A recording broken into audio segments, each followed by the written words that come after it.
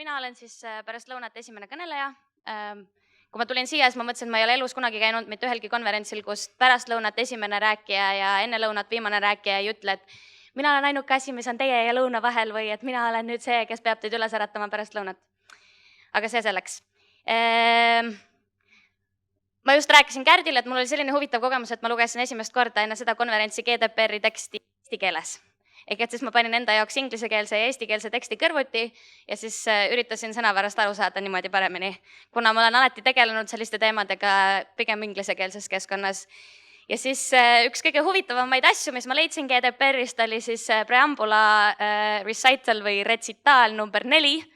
Et kui te juhuslikult veel ei teadnud, et miks te tegelete andmekaitse üldmäärusega või miks te siin olete, siis see on sellistel põhjustel, et me saaks inimkonda muuta paremaks paigaks või maailma muuta paremaks paigaks. Jah, selline tore sissejuhatus. Aga mina olen siis Sandra Särav. Tegelikult töötan Majandus- ja Kommunikatsiooniministeeriumis, ehk et siis ma ei ole Justiitsministeeriumist nagu teised tänased kõnelejad, aga ma tegelen seal Euroopa Liidu ja rahvusvaheliste teemadega. Töötangi siis Euroopa Liidu rahvusvahelise koostöö osakonnas ja olen digikoordinaator eesistumise ajaks. Käsi püsti, kes ei tea, mis on eesistumine? Okei, see on esmakordne.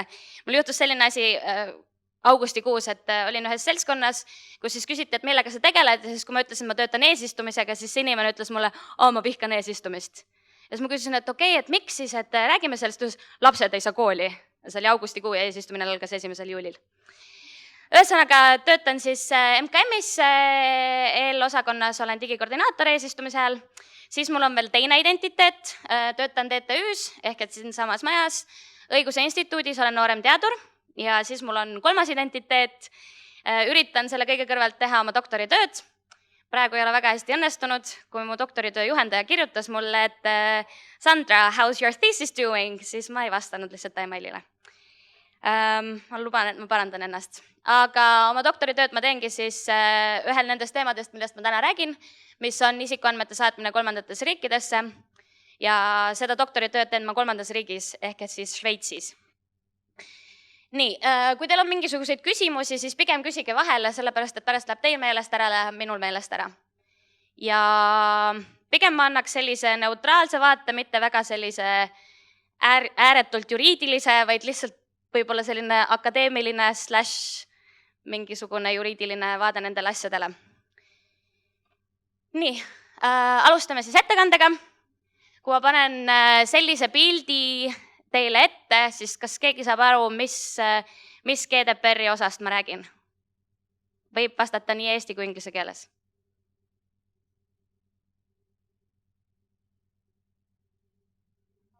Seal on kirjas, et if only article 20 GDPR were this simple, et kui artikkel 20 oleks ainult nii lihtne, et sa 2 andmekotiga ja siis sa nagu tõstad ühest kotist mingeid asju teise kotti. Ei. Andmete ülekandmine, jah, aitäh, Kärt. Ühesõnaga, andmete ülekandmise õigus, ehk et siis inglise keeles state supportability. Artiklist 20. Põhimõtteliselt teie jaoks ja minu jaoks üksikisikuna tähendab seda, et kui te olete andnud oma nõusolekul või lepingu alusel isikuandmeid andmetöötlejale, siis teil on õigus saada masinloetaval kujul ja lihtsas näiteks allalaaditavas formaadis need samad andmed enda kohta või siis koopia nendest andmetest, kas siis selleks, et lihtsalt ise saada ülevaade sellest või selleks, et anda see kolmandale osapoolele, mingisugusele teisele andmetöötlejale või siis paluda sellel samal andmetöötlejal, kelle käes praegu need andmed on, et ta ise saadaks need enda poolt mõnele siis kolmandale teisele andmetöötlejale. Kõlab hästi lihtsalt ja kõlab, et see on päris lahe asi, tegelikult päris nii lihtne ja nii lahe see asi ei ole. Põhimõtteliselt lähme selle sama artikli ükshaaval läbi, mitte artikli teksti, aga sellest, mis on elemendid ja siis korraks mainiks seda, mis on öelnud artikkel 29 töögrupp selle kohta ja mis on öelnud komisjon selle kohta ja siis mis ma ise arvan sellest. Põhimõtteliselt hästi lihtsalt öeldes, see tähendab seda, et kui te omate mingit raamatut või ma ei tea, muruniidukit või autot või mis iganes, laenate selle kellelegi teisele, siis teil on õigus küsida see tagasi, kas enda jaoks või siis selleks, et anda kolmandale osapoolele see asi edasi. Et see on siis andmete portimine või andmete ülekandmise õigus või siis data portability. Ühesõnaga, teil ja minul või siis teie, kui te olete andmetöötleja, on teil kohustus või üksikisikul on õigus nõuda ettevõttelt koopia enda poolt varasemalt edastatud isikuandmetest. Et siin on siis, kui Kärt rääkis enne artikkel 6, põhimõtteliselt, mis alusel võib andmeid töödelda, on see, kui te olete andnud näiteks nõusoleku või siis see tuleneb lepingust, et sellised andmed on üleüldse edastatud. Samas võib ka nõuda selliste andmete saatmist järgmistele ettevõtetele, kui see on tehniliselt teostatav. Et siin on üks oluline punkt, kui see on tehniliselt teostatav. Kui teie kui andmetöötleja ütlete, et selliste andmete edastamine mõnele teisele töötlejale ei ole teie jaoks tehniliselt teostatav või on ülemäära koormav, siis saab ka hoiduda selliste andmete edastamisest ise. Saate need edastada üksikisikule, kes siis ise peab edastama sellele teisele andmetöötlejale. Teisalt on see tehniliselt teostatav pandud sinna ka selle eesmärgiga, et suurendada sellist toredat asja, mis eesti keeles on koosvõimetalitlus, ehk inglise keeles interoperability. Et põhimõtteliselt õpikski erinevad andmetöötlejad omavahel suhtlema, et loodaks rohkem selliseid tehnilisi lahendusi, mis oleks üldkasutatav. Ehk et siis meil tekiks üleüldse andmetöötlejate vahel nii riigisiseselt kui Euroopa Liidus suurem koostalitusvõime. Huvitav aspekt on siin, et miks üksikisik seda näiteks teha tahaks, on see, et ta tahab vahetada teenusepakkujat. Vahet ei ole, kas see on siis pilveteenus või see on, ma ei tea, ma kasutan seda spordimonitori, see on praegu Fitbiti oma, oletame, et midagi juhtub sellega, tahan vahetada mingi muu spordimonitori, mis iganes teenusepakkujale ümber, siis põhimõtteliselt ma võiks nõuda Fitbitilt, et nad annaks need andmed siit, mis mina olen neile edastanud enda kohta ja kannaks selle edasi näiteks Garminile. Aga näiteks Garmin on nende konkureeriv ettevõte, siis põhimõtteliselt nad teevad endale karuteene sellega, et aitavad oma konkureerivat ettevõtet. Ühesõnaga, see on selline veits sketši osa sellest. Kuidas andmeid esitada? Andmed tuleb edastada struktureeritud, üldkasutatavas vormingus, masinloetaval kujul. Et näiteks, kui tahate kätte saada oma e-maile, sellelt e-maili teenusepakkujalt, kellel te olete need edastanud, siis need e-mailid ei tule mingisugusel PDF-kujul, mida on raskesti loetatav või raskesti kasutatav, vaid näiteks peaks olema mingisugune allalaaditav formaat, kus kõik need e-mailid on ikkagi üksikelementidena allalaaditavad. Masinloetaval kujul, see on põhimõtteliselt lihtinimese poolt loetaval kujul mingisuguses masinkirjas. Ja määruses ei käsitleta anonüümse teabe töötlemist, sealhulgas statistilisel või uuringute eesmärgil. Et see siis on skoobist väljas. Põhimõtteliselt, nagu ma ütlesin, näiteks kas siis andmete allalaadimine üksikisiku enda jaoks või edastamiseks siis mõnele teisele andmetöötlejale. Et see on see üldine skoop. Mis on siis öelnud artikkel 29 töögrupp selle kohta, et põhimõtteliselt see loob hea balansi andmetöötlejate ja andmesubjekti vahel. Komisjon sellega päris täpselt ei saa nõustuda, seepärast et siin on mõningaid selliseid küsimärke ja küsimus tekitatavaid kohtasi. Nagu me teame kõik, siis artikkel 29 töögrupp esitab selliseid juhendeid või kus see guidelines on selleks, et kuidas täpsemalt tõlgendada mingisugust sätet või artiklit. Selle kohta on siis artikkel 20 kohta on artikkel 29 töögrupp öelnud, et põhimõtteliselt kui nõusolekul on antud andmed ja te soovite need andmeid tagasi saada, siis te ei saa ainult neid andmeid, mis te olete esitanud, vaid ka neid andmeid, mida siis andmetöötleja on juba ise tuletanud sinu esitatud andmetest. Et tegelikult, kui toimusid triloogid või kui oli läbirääkimine selle GDPR-i teksti osas, siis pigem oli mõte, et see skoop jääks kitsamaks, et see oleks ainult konkreetselt need andmed, mida siis üksikisik on esitanud enda andmetena. Et tegelikult see ei peaks minema edasi sellest, mis on selle töötleja kätte otse nõusolekul või lepingu alusel antud. Ehk et siis näiteks, kui minu see aktiivsusmonitor mõõdab, ma olen esitanud oma nime, oma elukoha, pikkuse, kaalu, mis iganes, need on minu andmed, mis ma olen esitanud sellele andmetöötlejale. Et tegelikult see, mis ta sealt edasi ise analüüsib või teeb, et ma ei tea, kas või mu kehamassi indeks ja kui aktiivne ma olen selle järgi, mitu sammu ma päevas teen või mitu aktiivset minutit mul on või mitu tundi ma magan, et tegelikult see edastatav raport, see on nüüd hall ala, selles mõttes, et artikkel 29 töögrupp ütleb, et ka selle info peaks edastama, aga tegelikult kui lugeda artikkel 20 teksti ja vaadata seda, mis alguses siis oli kokku lepitud selle GDPR-i mõistes, siis tegelikult see ei peaks kaasama seda teksti osa. Nii et siin tekib selline küsimuse koht. Ilmselt me ei saagi seda ennem teada, kui GDPR juba, selles mõttes, kui pärast järgmise aasta maikuud, kui esimesed kaasused sellega tegelevad või kui tulebki mingisugune konkreetne kohtulahend selle osas. Et see on selline praegu küsimust tekitav koht. On teil küsimusi andmete ülekantavuse osas, sest et tahaks, et konkreetselt, et teie esitaksite arvamust selle kohta, mida see hõlmab, et omavahel tekiks dialoog. Muidu te võite ka ise GDPR-i teksti ja artikkel 29 töögrupi juhendeid lugeda. Ma ei andnud üks saata meiliga dokumendid. Mis mõttes? Mis liit andmed? Ma saada liit andmed, lihtsalt meiliga tagasi. Ei, need ei ole meiliga konkreetselt saadetavad, vaid see peab looma mingisuguse vormi, mis on alla laaditav. Et mingisugune võimalus peab selleks olema, kuidas inimene saab ise alla laadida oma andmeid. Näiteks, kui ma lähen sinna Fitbiti kodulehele ja ma vaatan neid andmeid, mida mina olen sinna Fitbitile esitanud, sest põhimõtteliselt näiteks võiks seal olla selline koht, kus on laadi minu andmed alla. Et sealt tekiks selline võimalus. Näiteks see on üks variant. No, neid võimalus on erinevad, see ei ole konkreetne see võimalus, mida nüüd tuleb kasutada, aga põhimõtteliselt tuleb see esitada siis inimesele masinloetaval kujul ning arusaadaval kujul.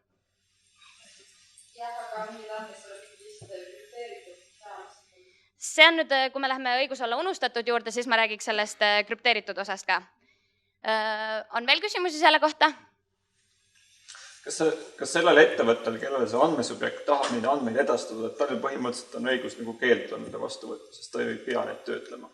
See on juba ettevõtlusvabadus või vabadus otsustada, kellele sa teenust pakud või ei paku. Selles mõttes, et point on ikkagi siin selles, et kui ma tahan vahetada näiteks oma teenusepakkujat, näiteks pilveteenuse pakkujat, et selleks, et ma ei peagi sellele teisele teenusepakkujale enam oma neid andmeid kõiki edastama, olekski võimalus, et need andmed porditakse siis kõik eelmiselt teenusepakkujalt või andmetöötlejalt. Küsin seda, et kui need lähevad teisele teenusepakkujale, mis siis nendest andmetest ta saab, et need ikkagi jäävad alles selle esimesele? Esimene töötleja peab need andmed siis ära kustutama. Aga kui tal on näiteks lepingulised kohustused ka veel nõuet esitada 3 aastat hiljemalt hagi esitamise tähtaeg, et on, ja siis mul polegi andmeid selle mitte tehingu. Kui on lepingulised kohustused, siis on teistmoodi. Näiteks pangad hoiavad neid andmeid ikkagi 7 aastat alles. Et kui see tuleneb sellest ärimudelist või konkreetsest, kuidas teatud ettevõtte mudel toimib, näiteks pangandus, kohustus hoida neid andmeid 7 aastat, siis sellisel juhul nad kustutavad selle ära pärast 7 aastat. Või kui on lepingus kirjas, et näiteks andmeid hoitakse see ja see aeg, et siis samamoodi toimub see andmete kustutamine pärast seda aega. Jah, ainult neid, mida vajalik on selles mõttes, et need, mida on konkreetselt sul kas siis lepingulisest kohustusest või jah, et sul ei ole kogu selle inimese logi või mis ta teinud on või sellist asja ei ole.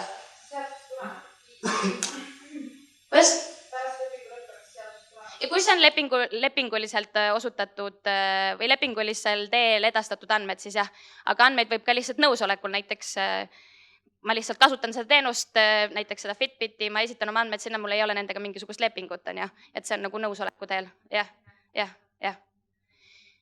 Üks asi, mis siin veel on tegelikult, et kui me rääkisime sellest, mis alusel kas siis kustutada või mitte, et artiklis 6 on veel selline huvitav, et kuidas see eesti keeles on, äri for legitimate interest, võib ka töödelda neid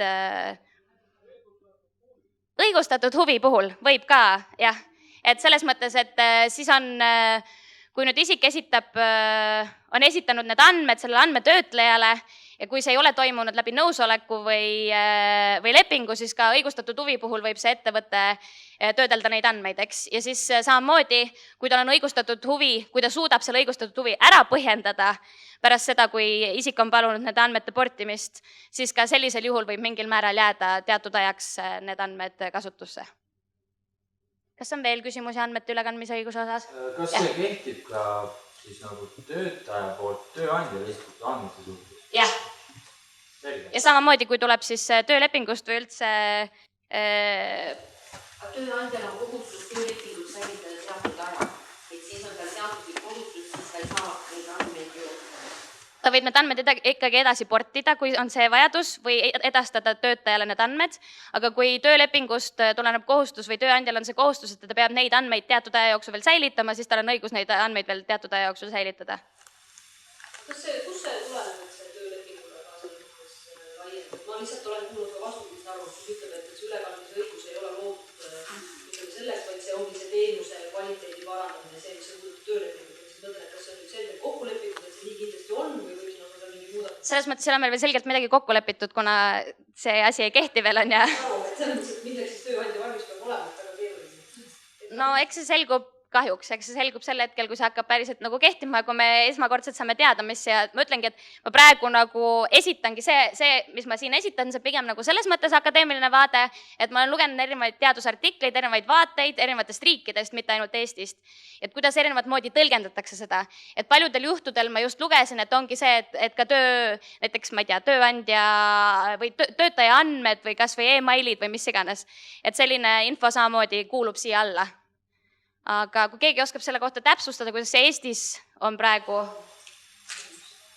Selles mõttes, ma lihtsalt varasematel kordadel ma ei mäleta, kes on seda seisukohta väljendanud, aga just on nagu see läbi tõlgendatud, et see, milleks see nagu loodi, see õigus, oli nagu just ja see nagu ei käi kokku selle kontseptsiooniga, mis puudutab töölepingut, et siis et tema seisukoht tookord oli, et tööleping ei ole see, mis peaks andmete, ütleme, töösuhe ei ole see, mis puudutaks andmete ülekandmist. Et siis sellest ka küsimus, et kas siis käib, ei käi, kohaldub, ei kohaldu. Et mina tänasel päeval, ma ei tea, ma ka lugesin ja sain aru, et jah, ja ärisaladus muidugi. aga töötaja kirjas, kas kirjas võib ka see, siis ärisaladus? Kui me räägime töötaja muudest andmetest, mitte konkreetselt näiteks e-mailide sisu. Selles mõttes see on lihtsalt üks vaade, kuidas seda on tõlgendatud, mida mina olen lugenud. Ma ei ole GDPR-i selles mõttes Eestis rakendava asutuse töötaja, vaid see on see, mida mina olen lugenud erinevatest vaadetest. Et tegelikult fakt on, nagu me teame nii palju, kui on erinevaid juriste või õigusloome inimesi, siis nii palju on erinevaid arvamusi tegelikult on ju. Et seda ongi tõlgendatud praegu erinevat moodi, senikaua kui meil ei ole Euroopa kohtu lahendeid selles osas. Tegelikult ka artikkel 29 töögrupi juhendid ei ole õiguslikult siduvad.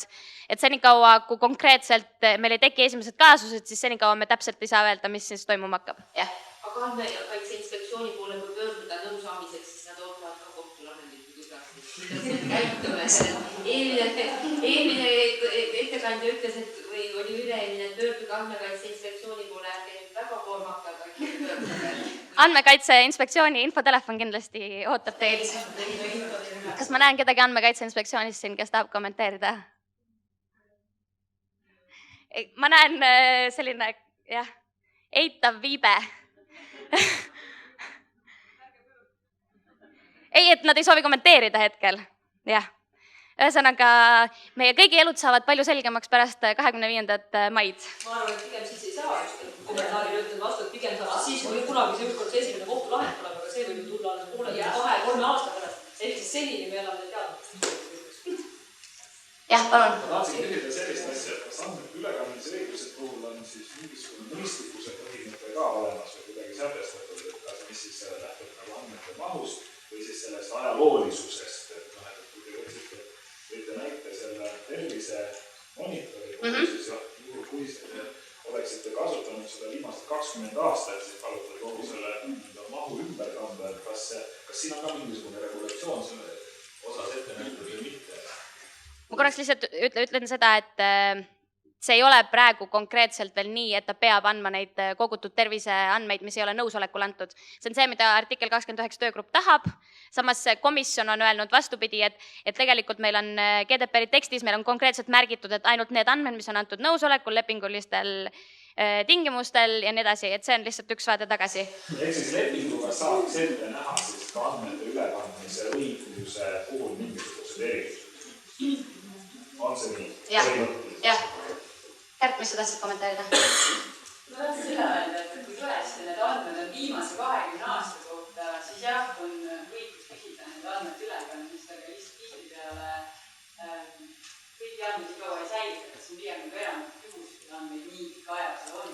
Kui on nii pikka aega, siis iseenesest GDPR... Kui need on antud vastavad muudele tingimustele, mis tingimustel need andmeid töödeldakse, kui on tõesti see nõusolek antud andmete töötlemiseks 20 aastat tagasi ja kui sellel andmetöötlejal on seadusest tulenevalt põhjusel need andmed alles veel, siis sellisel juhul jah, ta peaks portima need tagasi siis sellele isikule või siis oma konkureeriva ettevõtte või teisele teenusepakkujale. Jah. Küsimus, et kas see hakkab siis ka ulatumine nagu tagasi ulatuvalt või et praegusest hetkest hakatakse neid andmeid koguma ja et neid on õigus küsida või et ka tagasi nagu oli küsimus, et 3 aastat tagasi, aga 3 aastat tagasi ei olnud näiteks tehnilist lahendust näiteks. Ükski selles mõttes seadus ei hakka tagasiulatuvalt kehtima, aga selles mõttes, et kui me räägime nende andmete, mida kogunud või selles mõttes, et ikkagi kui praegu ma kasutan seda Fitbiti ja praegu GDPR-i kehti veel ja ma olen andnud oma nõusoleku ja selle töötleja omab minu kohta neid andmeid, siis ikkagi ta pordib ka need andmed, mis on ennem GDPR-i 25. maid 2018 aasta minu kohta kogutud. Aga seda kohustust siis ei ole, jah? Millist kohustust? Portida neid andmeid tagasi. Juhul, kui see õigusakt täna ju ei kehti 25 mail, no täna meil ei ole seda kohustust, jah? Aga kui see on varasemalt kogutud andmeid, siis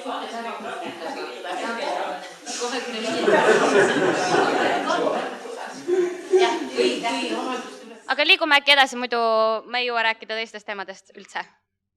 Okei. Liigume nüüd siia, kui ma panen 2 sellist pilti slaidide peale, kas keegi saab aru, mida ma pean silmas nende all? Ja aga miks on siin ühe riigi lipp? Hispaania lipp, aga miks? Otsuse tegi Hispaania kohta. Ja 2014 aasta siis oli Euroopa Kohtu otsus, kus siis üks meesterahvas Hispaanias, kes oli pankrotistunud, aga ta oli pankrotistunud juba välja tulnud ja endiselt, kui otsingumootorist otsida tema nime, siis tuli tema kohta link artiklitele, kus siis tuli välja, et see mees on pankrotistunud. Kuna see info ei olnud tegelikult enam relevantne, siis ta soovis, et need andmed tema kohta kustutatakse, sest need ei ole enam ajakohased ja need ei ole enam relevantsed. Ja põhimõtteliselt 2014 aasta meil oligi siis otsus Google Spain kaasuses, mis öeldi, et kuigi me seda ütles ka varasemalt kehtiv andmekaitse direktiiv, et meil on nii-öelda õigus olla unustatud või siis õigus oma isikuandmete kustutamisele. Aga nagu ka andmete portimine või ülekandmine, samamoodi ei ole see siis täielik õigus olla unustatud. See tuleb siis artikkel 17 andmekaitse üldmäärusest ja nagu ma juba mainisin, see ei tähenda täielikku õigust olla unustatud. Meil on õigus nõuda oma andmete kustutamist teatud juhtudel ja samas ka teatud juhtudel võib andmetöötleja mitte nõustuda nende andmete kustutamisega. Aga seda siis järgmisel slaidil. Siin on loetletud põhilised artikkel 17 välja toodud siis sätted, mis alusel võib andmeid nõuda kustutada. Näiteks, et neid ei ole vaja enam sellel eesmärgil, millega seoses neid on kogutud, andmesubjekt võtab töötlemiseks antud nõusoleku tagasi, esitab vastuväite isikuandmete töötlemise suhtes ja nii edasi.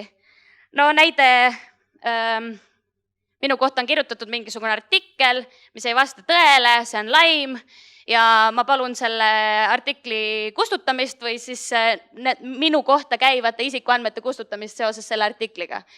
Aga näiteks, kui minu kohta on kusagil internetis mingisugune pilt, mis on tehtud kusagil peol ja mulle lihtsalt ei meeldi see pilt siis ma ei saa nõuda ikkagi selle pildi kustutamist, sellepärast et see ei ole, mul ei ole seda õigust, ühesõnaga õigus olla unustatud või õigus andmete kustutamisel ei ole samamoodi täielik õigus. No mis see vahe siis on, erapidu ja siis see? Ei, vahe on selles, kas see info või need andmed, mis minu kohta on veel relevantsed, päevakohased või see lihtsalt minule subjektiivselt ei meeldi, et minu kohta selline pilt üleval on. Et samamoodi näiteks, kui see meesterahvas, kes palus oma artikli kustutada või artikli tema kohta kustutada, kus väideti, et ta on siis pankrotistunud, kuna ta oli juba sellest pankrotiseisusest välja tulnud, tal oli kõik korras, lihtsalt probleem oli selles, et kui ta üritas oma eluga edasi minna, siis iga kord, kui teda nii-öelda otsingumootorist otsiti, siis tuli tema kohta välja ainult see info ja see takistas teda tema igapäevastes toimingutes muu eluga edasi minna. Kui ma tahan seda kasutada, siis ma pean ära põhjendama, et ilma niisauti, et ilma põhjuseta ja siis see teine pool peab vaatama, kas ta on ikkagi piisav põhjendus, miks ta peab. Täpselt, et kui soovite, et andmeid teie kohta kustutatakse, siis te peate põhjendama, miks need andmed ei ole enam asjakohased ja siis andmetöötleja kontrollib, kas see on nii. Kas keegi teist on kasutanud seda Google'i vormi, kus saab kustutada oma andmeid? Kas andmed kustutati? Ja, aga see kehtib siis, see ei kehti, kui te tahate oma ettevõtte kohta näiteks andmeid kustutada, et see kehtib ikkagi üksikisikule. Ühesõnaga 2 siin saalis on saanud oma andmed kustutatud. Kas ma võin küsida, kui kaua see protsess aeg võttis?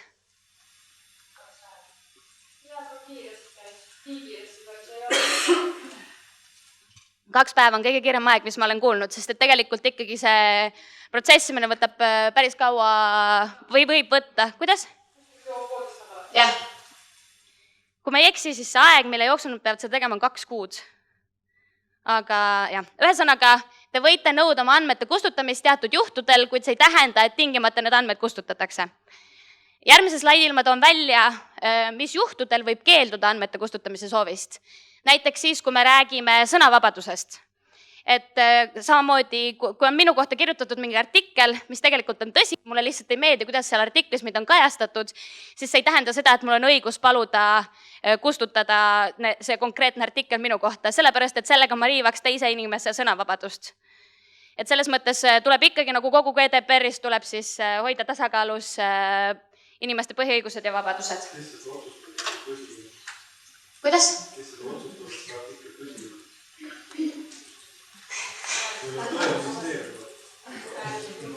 Ühesõnaga, need asjad toimuvad alati kaasuspõhiselt, eks ole, et siin ei ole mingisuguseid üldiseid reegleid, mis ütleb, et nüüd sellised andmeid võib kustutada või selliseid andmeid ei või kustutada. Ja samamoodi see, kas mingisugune artikkel on tõsi või ei ole, no jah, halvimal juhul lähme kohtusse, aga selles mõttes, et kas siin on mõni ajakirjanik? Ei ole. Ühesõnaga, siis nad ei oska omalt poolt seda kommenteerida, kuidas hinnatakse seda, kas mõni artikkel on tõsi või ei ole. Ühesõnaga, teiseks punktiks on näiteks vastutava töötleja suhtes ette nähtud juriidilist kohustust täita või siis rahvatervise valdkonnas avaliku huviga seotud põhjustel, õigusnõuete koostamiseks, avalikes huvides toimuva arhiveerimise ja nii edasi. Ühesõnaga, neid põhjuseid on ka tegelikult, kus siis andmetöötleja võib keelduda nende andmete kustutamisest. Ja need mõlemad siis, või kõik need sätted leiate artiklis 17 GDPR. Siin on lihtsalt üks näide teile toodud, kus on, et otsingumootor teavitab meediaväljaannet, et võtab üksikisiku avalduse põhjal otsingutulemustest maha need tulemused, mis lingivad otsingusõna teatud uudislooga. Kui artikli avaldamine oli seotud sõnavabaduse kehtestamisega, siis ei pea välja antud artiklit ära kustutama. Samamoodi on tegelikult kohustus sellel andmetöötlejal, kui ta nüüd kustutab need andmed ja kui ta on need edastanud kolmandatele osapooltele, siis ta peab teavitama neid kolmandaid osapooli, et see isik nüüd palus nende andmete kustutamist. Ta ei pea tagama seda, et need kolmandad osapooled need andmed ära kustutavad, aga vähemalt ta peab täitma oma seda kohust, et ta teavitab nendele kolmandatele osapooltele, kellel ta ise on isikuandmed edastanud, et nüüd tuleb selle inimese isikuandmed ära kustutada. Ja nüüd ma siis räägiks sellest kustutamise osast. Kustutamise osa ei tähenda delete nuppu vajutamist. Et ma ei ole ise küll tehnilise tausta inimene, aga põhimõtteliselt näiteks, kui isikuandmed on krüpteeritud, siis nii-öelda kaotada ära selle dekrüpteerimise võti, siis see on see, mis oleks piisav isikuandmete kustutamine. Aga see, kui sa lihtsalt võtad selle Wordi faili või veebilehe, kustutad ära või kustutad mingisuguse dokumendi ära, et tegelikult me kõik teame seda, et see ei tähenda, et need andmed on kustutatud. Okei, siis liiguks kolmanda teemani, millest ma tahan täna rääkida ja see on siis isikuandmete saatmine kolmandatesse riikidesse. Kes siin saalis oskab öelda, kes on inimene pildil? Maximilian. Jah, väga tore. Kes on temaga kohtunud peale Kärdi? Väga uhke. Mina temaga kahjuks isiklikult kohtunud ei ole. Max on siis Austria juuratudeng, nüüd juba doktorant ja nüüd juba 2 Euroopa kohtulahendis tuntud inimene ja tema siis otsustas, olete kuulnud kõik tegi NSA mõningad aastad tagasi ning miks oli ka eurooplastele problemaatiline. NSA ehk siis National Surveillance Authority USA-s. Kuidas? Jah, ühesõnaga, selline inimene nagu Snowden, kes töötas siis NSA-s, avastas mõningad aastad tagasi, et toimub täielik massi järelevalve kõikidele inimestele.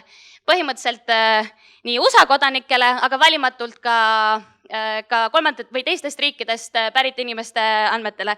Näiteks, kui me kasutame Facebooki, kelle siit saalist on Facebook? Nii. Facebookil on küll Euroopas oma Euroopa peakontor ja tal on ka teisi kontoreid Euroopas, aga ikkagi Facebooki põhiline peakontor asub USA-s, mis tähendab seda, et kui te kasutate Facebooki teenuseid, siis teie isikuandmed saadetakse USA-sse. Mis tähendab seda, et neid töödeldakse USA-s. Ja kuna Facebook oli üks nendest paljudest ettevõtetest, kes edastas NSA-le valimatult kodanike isikuandmeid ja me ei tea, kas seal olid ka Euroopa kodanike isikuandmed, tõenäoliselt olid, siis Max ütles, et kuigi meil oli olemas 2000 aastast selline asi nagu Safe Harbor, mis oli siis teatis selleks, et Euroopa kodanike isikuandmed võib saata USA-sse, kuna USA suudab pakkuda piisava tasemega andmekaitset, siis Max ütles, et tundub, et ikkagi see Safe Harbor ei loonud sellist regulatiivset keskkonda USA-s, mis suudaks pakkuda piisavat andmekaitset Euroopa kodanike isikuandmetele, sellepärast, et võib-olla ka tema isikuandmed saadeti NSA-le. Ühesõnaga, Max läks sellega kohtusse ja 2015 aasta 6. oktoobril tegi Euroopa kohus otsuse teatavaks, kus ta siis ütles, et piisavusotsus tegelikult ei taganud piisavat isikuandmete kaitset. Kui Euroopas praegu on andmekaitse direktiiv aastast 1995, siis USA-s Electronic Communications Privacy Act on aastast 1986. USA-s on väga erinevad reeglid võrreldes sellega, mis kehtivad Euroopa Liidus andmekaitsele. Ning kui Euroopa kodanike isikuandmeid tahetakse saata kolmandatesse riikidesse, siis peab kas piisavusotsuste, standardlepingu klauslite või muude, mida ma kohe seletan täpsemalt, muudel alustel tõendama, et see riik suudab pakkuda piisavat andmekaitse taset Euroopa kodanike isikuandmetele. Schrems'i kohtuotsusest tulenes tegelikult, et kõik need kolmandad riigid või teised riigid, kuhu siis isikuandmeid saadetakse, peaksid tagama võrdväärse kaitse isikuandmetele, võrdväärse Euroopaga kaitse isikuandmetele. Siin siis on see nii-öelda Privacy Shieldi logo. See on tunnistatud siis kehtetuks 6. oktoobri seisuga 2015 aasta ja pärast seda tekkis mõningane arusaamatus, et kuidas siis on võimalik edasi saata kolmandatesse riikidesse isikuandmeid. Privacy Shield, nüüd on Safe, jah, ennem oli Safe Harbor, nüüd on Privacy Shield, niipidi, jah. Sellepärast, et kui neid piisavusotsuseid on ainult 12, teadupärast maailmas on riike ligi 200, aga kindlasti ei ole ainult need 12 riiki, kes töötlevad Euroopa kodanike isikuandmeid, siis peab olema olemas ka alternatiivsed võimalusi, kuidas siis kinnitada, et need kolmandad riigid pakuvad piisavat andmekaitsetaset Euroopa kodanike isikuandmetele. Juhuslikult olin ma sel hetkel just Brüsselis, siis kui see kohtuotsus tuli 6. oktoobril 2015 aasta, tegin oma praktikat Ansipi kabinetis ja Ansipi kabineti privaatsusekspert tegeles sellesama kohtulahendiga ja uute võimaluste leidmisega, kuidas siis tagada, et ikkagi need andmed, mida saadetakse Euroopast USA-sse, saaksid piisavat andmekaitsetaset. Selline arusaamatus või keeruline olukord kestis tegelikult järgmise aasta veebruarikuuni, kus siis USA ja Euroopa Liit suutsid kokku leppida põhimõtteliselt uues leppes, mis on siis see Safe Harbor, mis on siis teatise kujul komisjoni ja USA-ga läbiräägitav tekst, kus tuuakse välja see, kuidas USA pakub piisavat andmekaitset Euroopa Liidu kodanikele. Nüüd on aga uuesti juba kohtu all küsimus sellest, kas ka Safe Harbor tegelikult on piisav kokkulepe isikuandmete saatmiseks USA-sse. Küll muudeti teatud tingimusi, probleem oli selles, et see Privacy Shield siis loodi 2000 aastal, mis tähendab seda, et 15 aastat tegelikult ei olnud komisjon kontrollinud, kas need sätted, mis seal on välja toodud, kas need on ikka veel ajakohased. Et kuna siis Schrems otsustas, et need ei ole, siis koostati uus tekst, uue tekstiga loodi teatud uued mehhanismid, näiteks ombudsisik USA-sse, kelle poole siis Euroopa kodanikud võivad pöörduda, kui nad arvavad, et nende isikuandmeid on vääriti kasutatud ja erinevad muud mehhanismid, aga tegelikult, kui vaadata selle teksti sisu, siis ega seal palju muutunud ei ole. Ja seetõttu on uuesti siis Safe Harbor ka kohtu all. Aga ma tooksin välja siis need 3 põhilist võimalust, kuidas saab saata Euroopa kodanike isikuandmeid kolmandatesse riikidesse. Siis artiklitest 45-47 GDPR. Üks on siis piisavuse otsuse alusel, nagu ma mainisin, neid piisavuse otsuseid on praegu 12, aga komisjon hiljuti teatas, et Vera Jourova, kes on siis vastutav volinik sellel teemal, hakkab vaatama läbi uuesti kõiki piisavusotsuseid. Sellepärast, et enamus neist on sõlmitud aastaid tagasi ning seetõttu ei pruugi olla enam ajakohased. Teine võimalus on edastamine ajakohaste kaitsmeetmete kohaldamisel ning kolmandaks siduvad kontsernisisesed eeskirjad, mis siis inglise keeles on BCRs ehk Binding Corporate Rules. Aga kohe räägin nendest täpsemalt. Piisavuse otsuse alusel, nagu mainitud, on 12 piisavuse otsust, sealhulgas näiteks Andorra, Isle of Man, Jersey ja mitte USA osariik Jersey ja USA. Muidugi ka Kanada, Uus-Meremaa ja sellised riigid, aga paljud nendest 12-st, näiteks ka Fääri saared kuuluvad siia alla. Ma ei tea, kui paljud teist on saatnud oma isikuandmeid Fääri saartele viimasel ajal. Ja, et ühesõnaga päris huvitav valik on nendest 12 piisavusotsusest, miks just on sõlmitud nende konkreetsete riikidega. Aga artikkel 45 siis ütleb, et võib edastada kolmandatesse riikidesse või teistele organisatsioonidele Euroopa kodanike isikuandmeid, kui neil on tagatud piisav isikuandmete kaitse. Komisjon peaks üle vaatama neid piisavusotsuseid, kuid nagu Privacy Shieldiga, siis kui see tutvustati Safe Harboriga, kui see tutvustati aastal 2000 ja 2015 aastaks ei olnud kontrollitud üle, kas see on ikka veel ajakohane. Et GDPR-iga siis täpsustatakse seda ülevaatamise kohustust. Seega peaks komisjon vaatama neid uusi piisavusotsuseid ja ka kehtivaid piisavusotsuseid läbi vähemalt iga 4 aasta järel. Siit minu lemmiku osa, see on päris tihe tekst, aga ma tegin print screen'i sellest praegu kehtivast siis Privacy Shieldi otsusest ja siin ikkagi, et kuigi meil loodi uued mehhanismid selleks, et kontrollida või paluda kontrollida, kas isikuandmeid on vääriti koheldud, siis põhimõtteliselt ikkagi on siin tekstis sees, et USA võib teha su isikuandmetega, mida iganes soovib. Ehk et siis see on üks punkt, mida vaadatakse üle praegu Euroopa kohtus, kus siis uus Privacy Shieldi tekst on läbivaatamisel. Teiseks siis edastamine asjakohaste kaitsmeetmete kohaldamisel. Näiteks võivad olla ka standard contractual clauses, mis on siis standardsed lepingu tingimused, klauslid, mida võivad koostada kas siis Euroopa Komisjon või siis Eestis näiteks AKI. Põhimõtteliselt see tähendab seda, et sisestatakse lepingutesse need standardsed siis lepinguklauslid.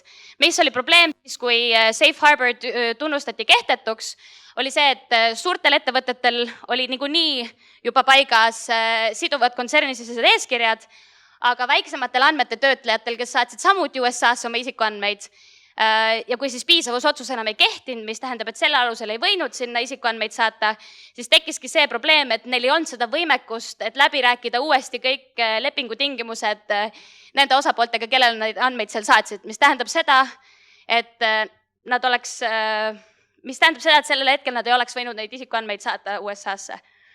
Kui me olime Brüsselis, siis käisid päris paljud lobistid meile rääkimas, et need konkreetselt ei ole võimalik praegu oma tööga tegeleda, sellepärast et nad ei julge saata isikuandmeid, kuna need trahvid ja mis neile võib sellega kaela tulla, et see ei ole proportsionaalne sellega, millega nad hetkel tegelevad. Ja siis kolmandaks on siis siduvad kontsernisisesed eeskirjad. Ja siin ongi suurtematel ettevõtetel, kes on siis multinatsionaalsed, kellel on mitmetes riikides esindus, nendel tavaliselt kehtivad siis binding corporate rules või siduvad kontsernisisesed eeskirjad, mis tähendab, et nad põhimõtteliselt ise regulatsiooni alusel panevad paika, vaatab üle kohalik AKI, vaatab üle, kas need vastavad Euroopa kodanike isikuandmete kaitsmise põhimõtetele või mitte. Ja siis nemad töötlevad andmeid vastavalt nendele põhimõtetele, mis siis nende kontsernis on vastu võetud. Ja ka need siis peavad olema GDPR-iga kooskõlas muidugi. Ja hakkab siis see konkreetne artikkel samamoodi kehtima siis järgmisest aastast. Kas kellelgi on küsimusi andmete saatmise kohta kolmandatesse riikidesse?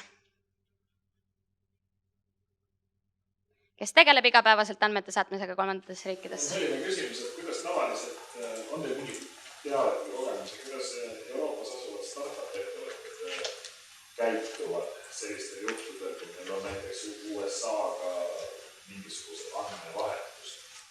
Praegu nad toetuvad piisavusotsusele, mis veel kehtib. Sest praegu kehtib Privacy Shield, mis küll on ülevaatamisel või läbivaatamisel, aga siiski see on praegu veel kehtiv ning praegu see toimub piisavusotsuse alustel. Ja Eesti või Euroopa startupid käituvad nii, et pigem lähevad USA-sse, sest seal neil on lihtsam opereerida. Ma julgustan Sandra käest hästi palju küsimusi praegu, küsime järgmise 5 minuti jooksul, siis tuleb meie järgmine esimene hiljaks. Jah, küsige hästi palju küsimusi. Jah. Mul on küsimus selle praktilise töökorralduse osas, et teoreetiliselt ministeeriumis. Jah. Teie koordineeritakse aga seda andmete valdkonda. Ei. Ma töötan Majandus-kommunikatsiooniministeeriumis. Jah, aga kas teil on juba määratud isik, eks ju, kes see vastutab?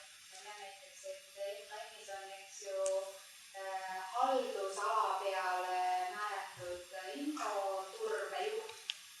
Et kas on plaanis ka määrata näiteks ministeeriumisse andmekaitse spetsialisti juht, kes koordineerib kõikide allasutuste või olete te arutanud või mõelnud, et see riigi tasemel peaks käima? Kuna see on minu konkreetne vastutusala, aga jah, see peaks tulema, siis ma ei oska öelda, mis ajal ja kes see inimene on. Henrik, kas sa oskad täpsustada? Ei oska. MKM õigusosakond hetkel ei kommenteeri.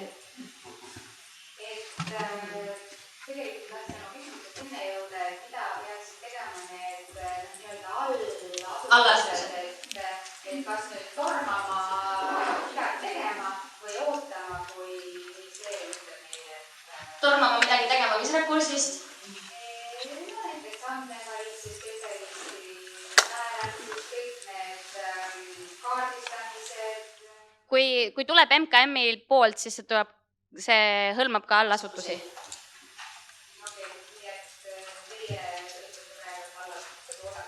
Jah, praegu ei pea kuhugi jooksma, jah. Kas me rääkisime?